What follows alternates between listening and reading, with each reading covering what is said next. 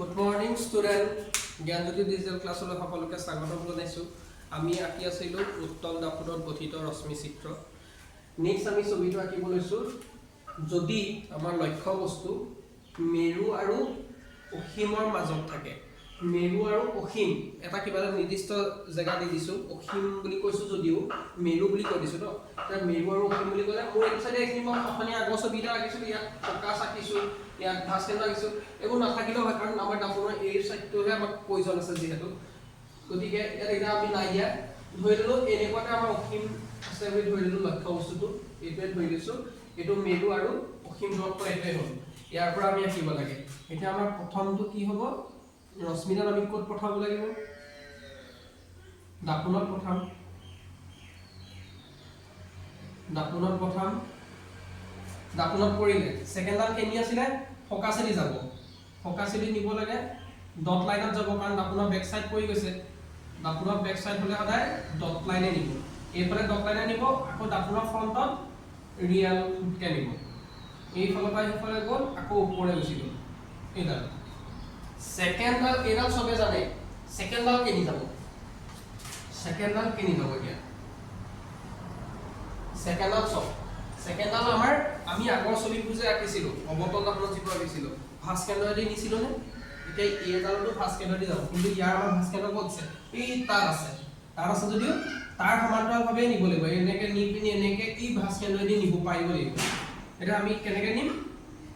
মই এটা অনুমানিক কৈ দিছো আৰু এইটো টাইপত ইমানত নি ইমানত কাটিমগে। এতিয়া দাপোনৰ ফ্ৰন্ট সাইডে স্ট্ৰেট লাইন আঁকি ল'ব। এনেকে আঁকিব, তাৰপৰা দাপোনৰ বেক সাইড আহি গ'ল নহয়, সেইটো সাইডৰ পৰা ডট লাইনত লৈ গুচি যাব। ডট লাইনে নি ভাস্কেন্দ্ৰদি পাৰ কৰি দিব। এইখিনি ভাস্কেন্দ্ৰদি মোক কাট খাই গ'ল। এতিয়া চাওক ক'ত কাট খাইছে? এইখিনি কাট খালে নে? দুটা পইণ্টে ডট লাইনে। এইটো আমাৰ প্ৰতিবিম্ব নহ'বনে? এইটো যদি মই এ বি ধৰো, এইটো মই এ ডেশ বি ডেশ ধৰিব নোৱাৰিম নে? পাৰিম। তেতিয়াহ'লে আমাৰ এতিয়া চাওক লক্ষ্য বস্তুটো আমাৰ লক্ষ্য বস্তু যদি আমি এইটো ধৰিছো অসীম আৰু মেৰুৰ মাজত ধৰিছো, তেতিয়াহ'লে আমাৰ প্ৰতিবিম্ব কোন জেগাত ওলাইছে? মেৰু আৰু ফকাছৰ মাজত ওলাইছে নে? আৰু কেনেকুৱা ওলাইছে? এইটোৰ তুলনাত এইটো সৰু ওলাইছে নে ডাঙৰ ওলাইছে? সৰু ওলাইছে। আৰু ইয়াত কি ওলাইছে? থিয় ওলাইছে নে ওলোটা ওলাইছে? থিয় ওলাইছে। আৰু এইটো হট নে অসৎ? ডট লাইনত কাট খাইছে যেতিয়া অসতে হ'ব। গতিকে আমি গোটেইটা বস্তু পাই গ'লো। প্ৰতিবিম্বৰ অৱস্থান পাই গ'লো। অৱস্থান ক'ত পাম? দাপোনৰ পিছফালে বুলি ক'ব পাৰো। দাপোনৰ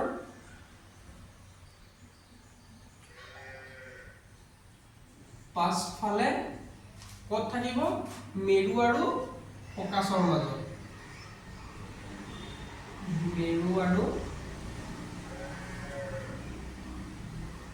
ফকাছৰ মাজত। কুৱেশ্যনটো আমি লিখা নাই, লিখি লম। অসীম দূৰত্ব লক্ষ্য বস্তু অসীম দূৰত্ব আৰু ক'ত আছে? মেৰুৰ মাজত আছে। অসীম দূৰত্ব আৰু মেৰুৰ মাজত থাকিলে এইটো আমি কুৱেশ্যনটো বনাই ললো। বাকীকেইটা এইকেইটা দিয়া থাকিব। আকাৰটো কি হ'ব এতিয়া? আকাৰটো সৰু হ'ব। সৰু মানে সংকুচিত বুলি আমি লিখিব পাৰোঁ তাক। সংকুচিত বুলি লিখিম। সংকুচিত। আৰু প্ৰকৃতিটো কি লিখিম? প্ৰকৃতি কেনেকুৱা? সৎ নে অসৎ নে উল্টা নে থিয়? কোনটো হ'ব দিয়া? অসৎ হ'ব। অলৰেডি গম পাইছো। অসৎ আৰু থিয় হ'ব। আৰু থিয়। এইটা আছিলে আমাৰ কিবলগীয়া উত্তল দাপোনত গঠিত ৰশ্মি চিত্ৰ দুটাই আছে। এটা ইয়াৰ আগত অঁকাটো আৰু এটা এইটো। গতিকে ধন্যবাদ। আমাৰ যিটো আঁকিবলগীয়া আছিলে উত্তল দাপোনৰ ৰশ্মি চিত্ৰ দুটাই আছিলে।